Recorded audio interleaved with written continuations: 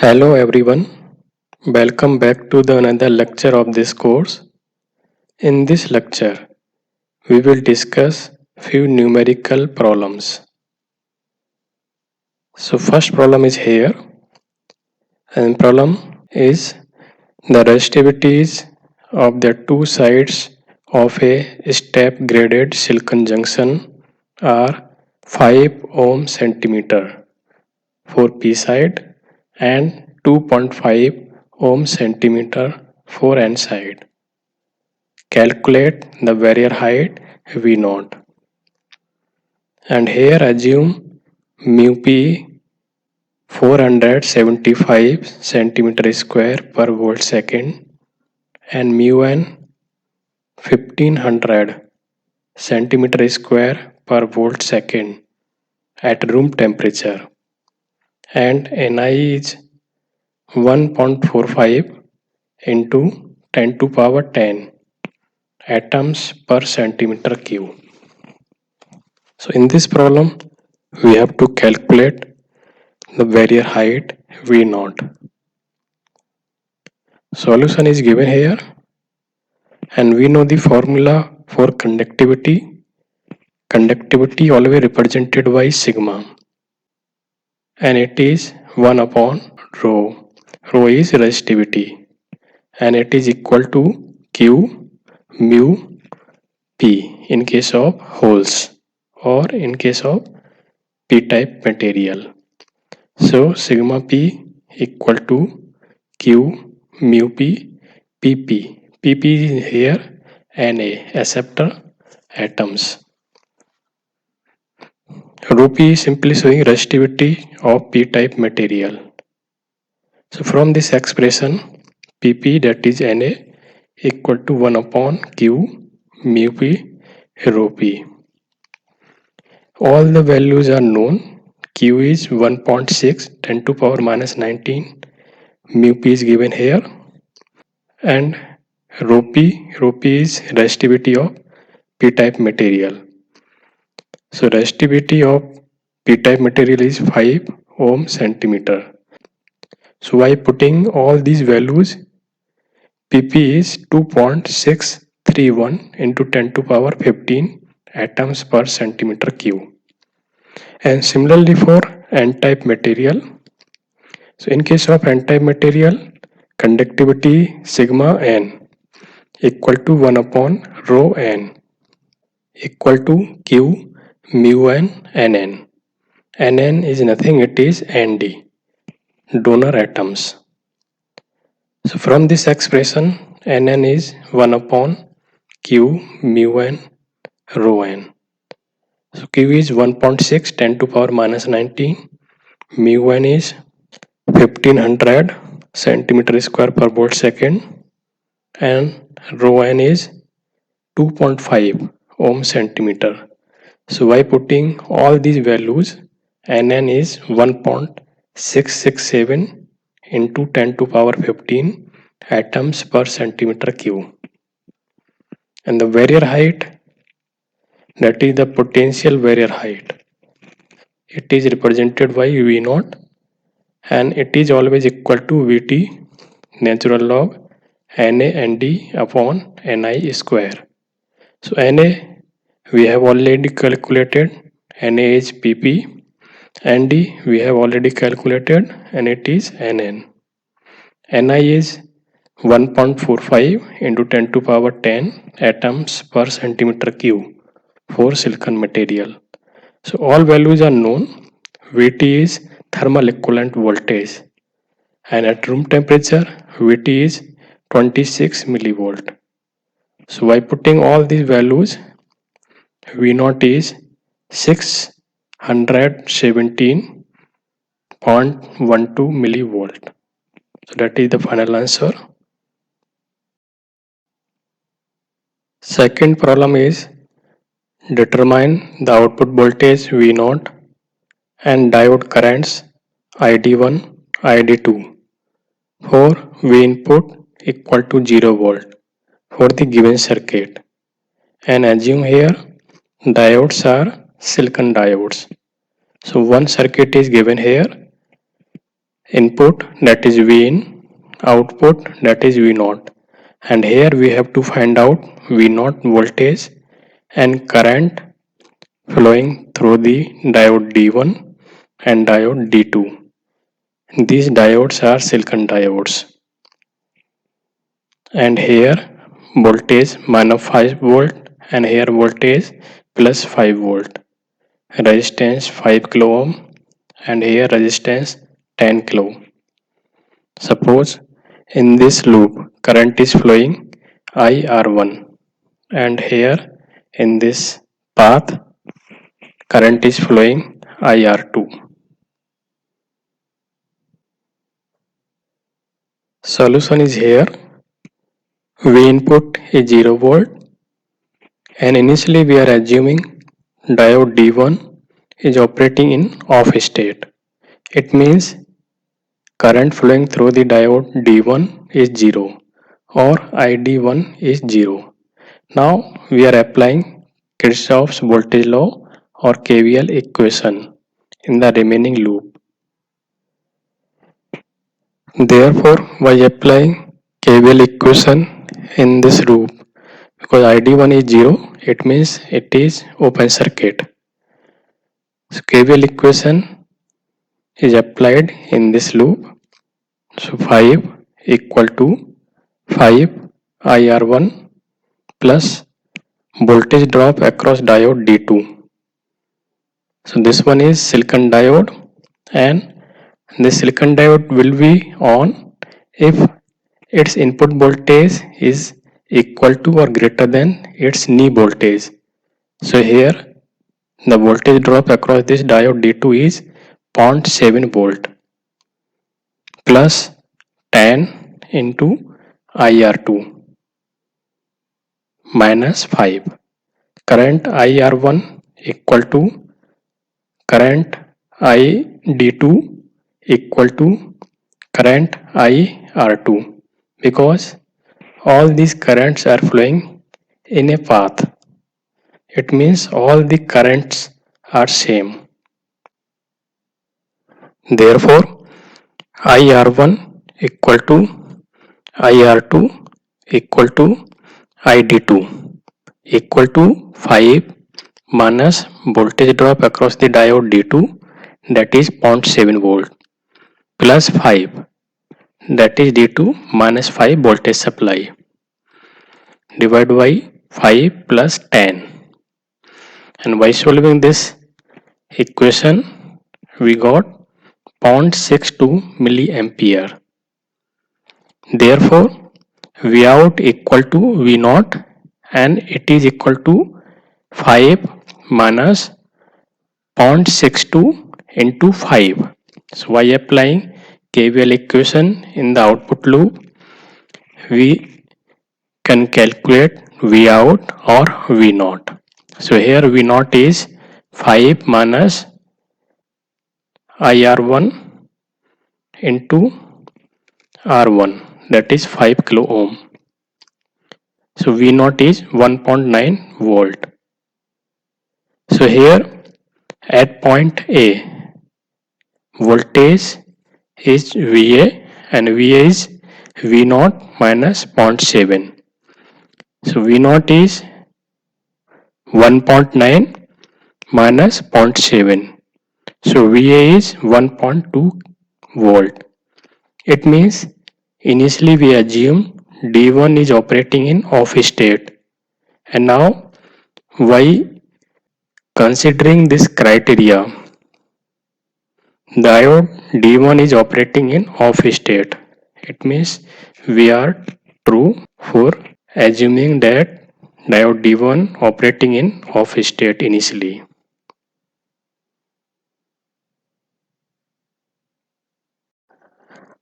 Third problem is here.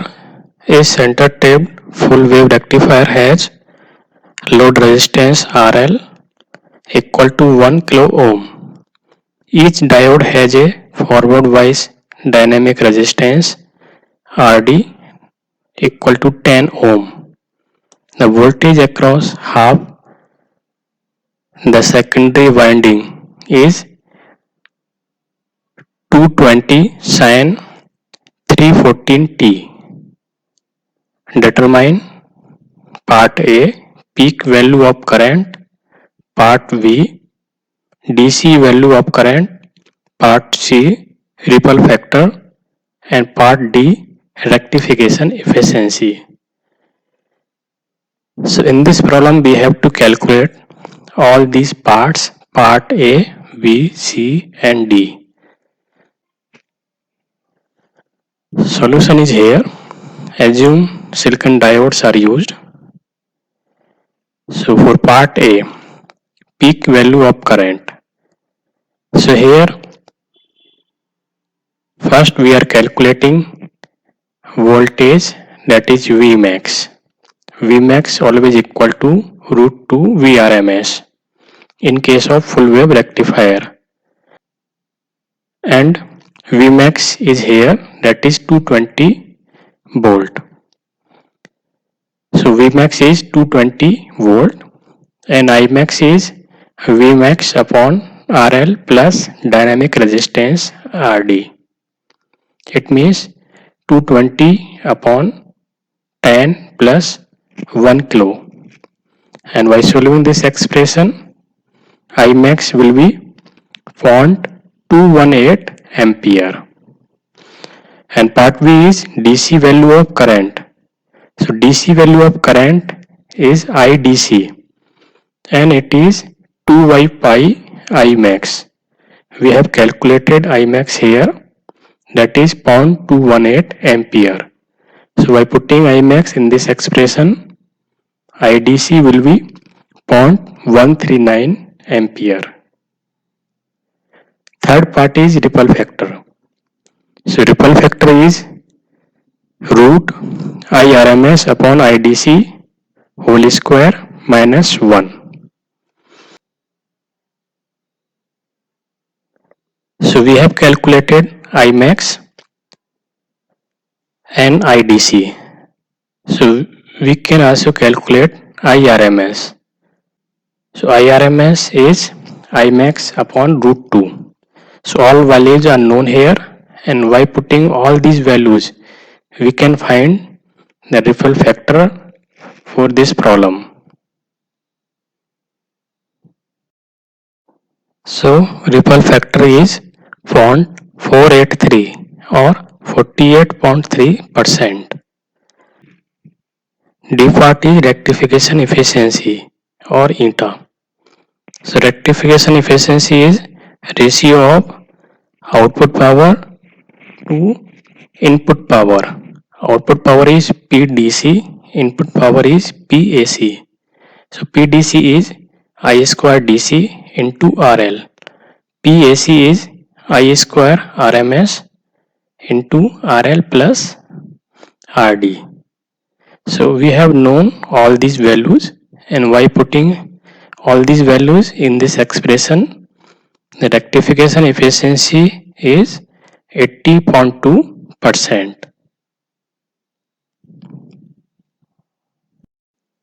Next problem is here. Determine the region of operation and all the node voltages and currents for the given circuit. Assume beta equal to 100. So one circuit is given here, that is NPN transistor. BCC is 10 volt, RC is 5 kilo ohm,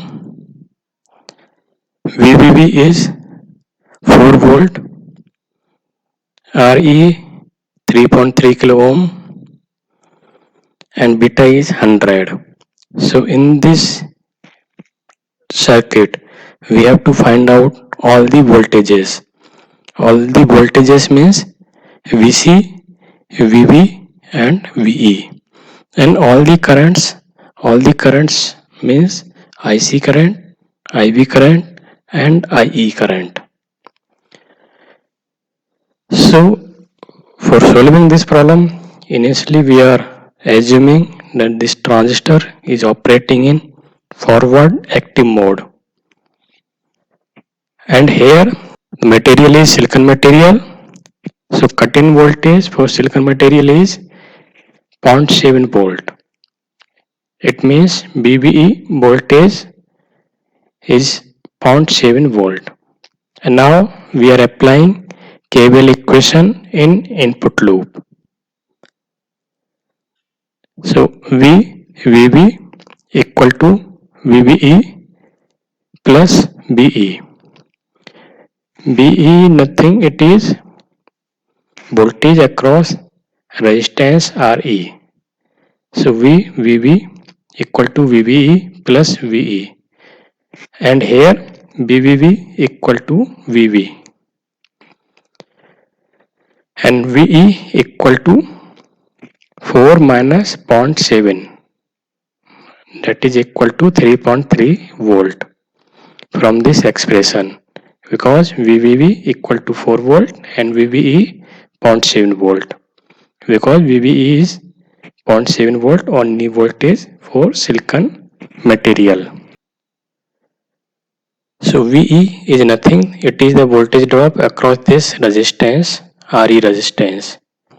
VE equal to RE into IE. RE equal to 3.3 kilo.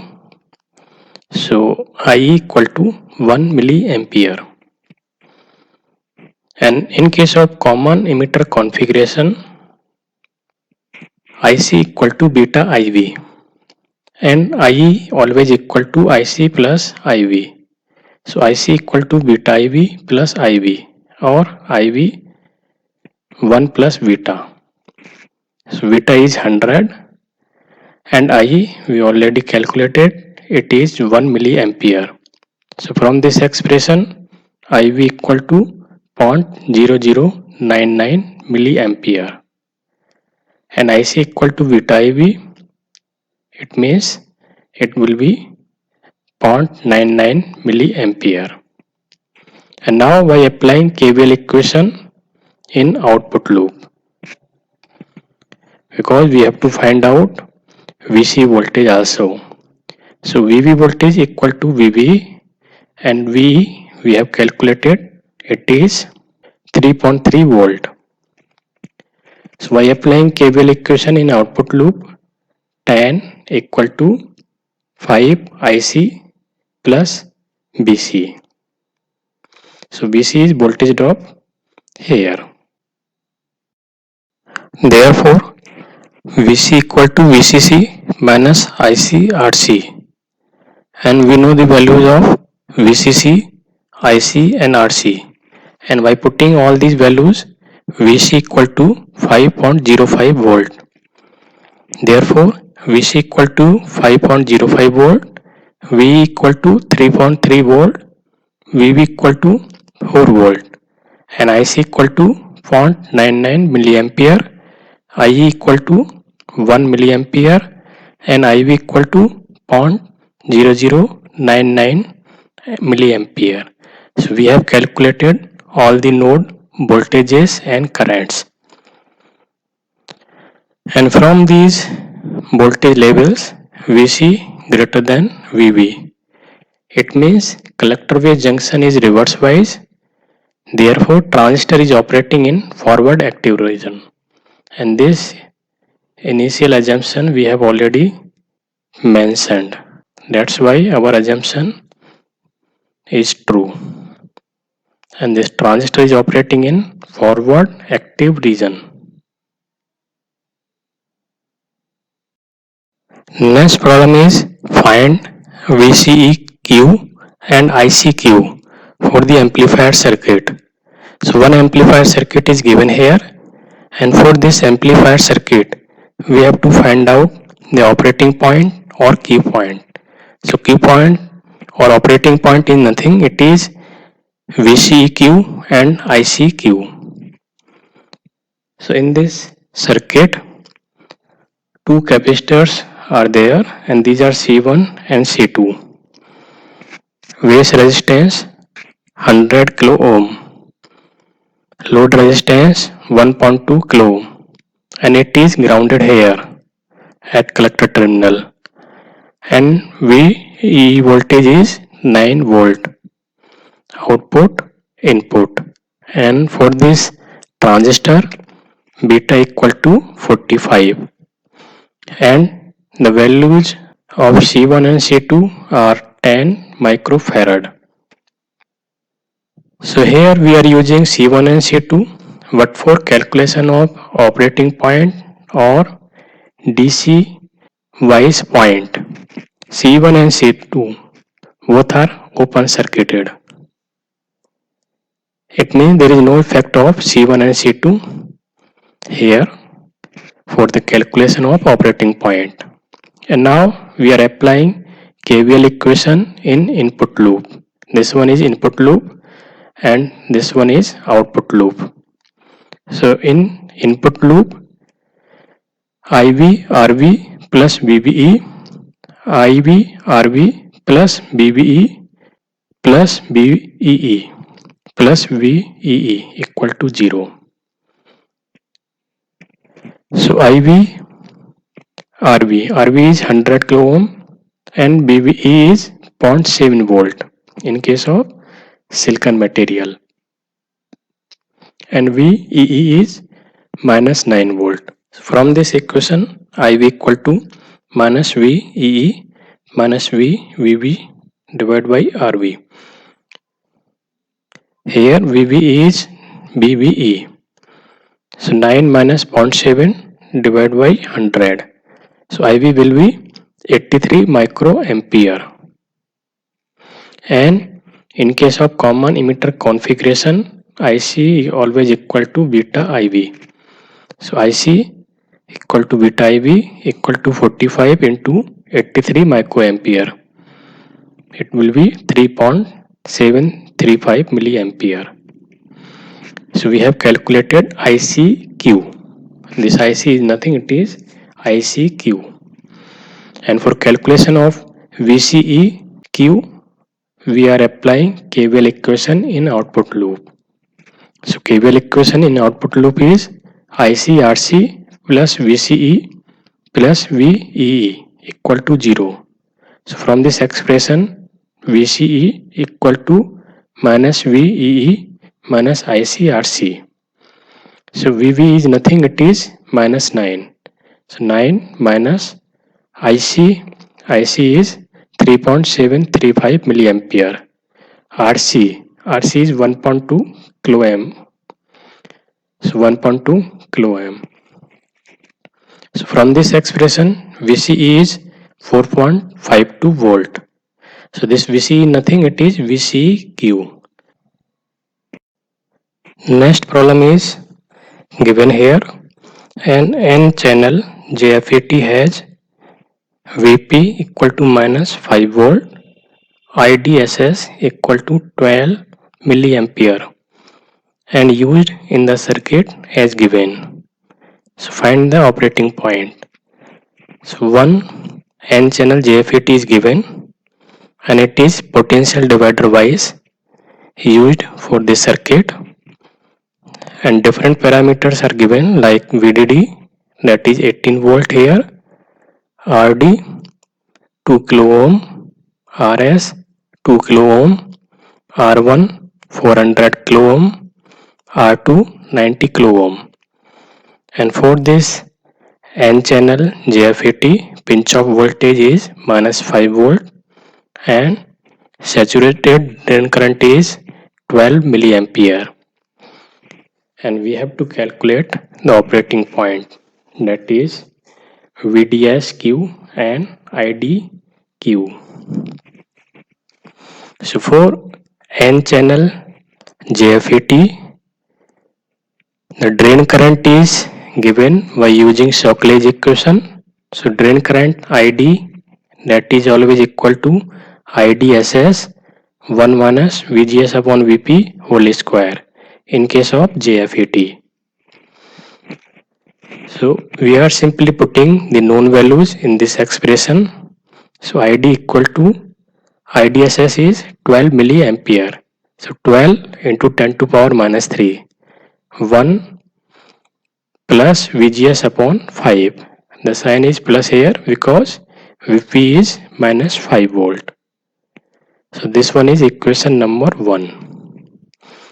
And the configuration is voltage divider wise configuration.